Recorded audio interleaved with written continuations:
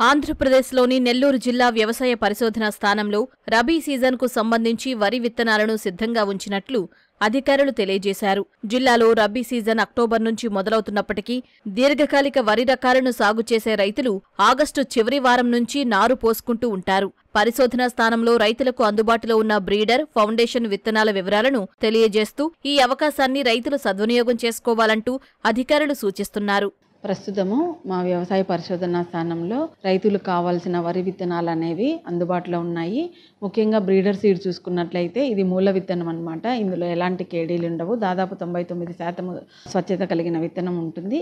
దీంట్లో ముఖ్యంగా మనకు నెల్లూరు మసూరి, నెల్లూరు మొలగొలుకులు 9674 అనే రకము, ఎన్ఎల్ఆర్ 4001 నెల్లూరు సిరి అనే ఒక రకము, తర్వాత నెల్లూరు సుగంధ ఎన్ఎల్ఆర్ 40054 అనే రకము, భరణి అనే రకము. ఈ 5 రకాలు కూడా మా స్టేషన్ లో బ్రీడర్ సీడ్ అనేది అందుబాటులో ఉంది. ఫౌండేషన్ సీడ్ చూసుకున్నట్లయితే ముఖ్యంగా నెల్లూరు మసూరి బీపీటీ 5204, తర్వాత ఎన్ఎల్ఆర్ 3354 నెల్లూరు ధాన్యరాశి అనే రకము, శ్వేత అనే రకం ఎన్ఎల్ఆర్ 40024, నెల్లూరు మొలగొలుకులు 9674, నెల్లూరు సుగంధ భరణి అనే రకము, నెల్లూరు సోనా ఎన్ఎల్ఆర్ 3041 అనే రకాలు పరిశోధనా స్థానంలో అందుబాటులో ఉన్నాయి. కాబట్టి 5 నెలల పంటకాలు కలిగినటువంటి 9674, తర్వాత 3186 అనే మినీ కిట్ రకం కూడా మా దగ్గర అందుబాటులో ఉంది.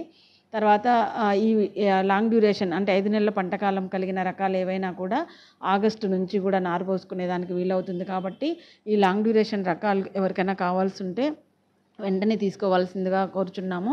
తర్వాత ఈ షార్ట్ డ్యూరేషన్ తక్కువ కాలపరిమితి కలిగిన రకాలని నెల్లూరు జిల్లాలో ముఖ్యంగా అక్టోబర్, నవంబర్లో నార్లు పోసుకుంటారు. సో ఈ రబీ సీజన్ కావాల్సిన రకాలన్నీ కూడా ముఖ్యంగా నెల్లూరు మసూరి కానీ 3354 కానీ, 40024 శ్వేత అనే రకం కానీ, భరణి అనే రకం కానీ, ఈ రకాలన్నీ ముఖ్యంగా మా స్టేషన్లో అందుబాటులో ఉన్నాయి. కాబట్టి రైతులందరూ దీన్ని సద్వినియోగం చేసుకొని ఈ విత్తనాలని తీసుకోవాల్సిందిగా ప్రార్థిస్తున్నాము.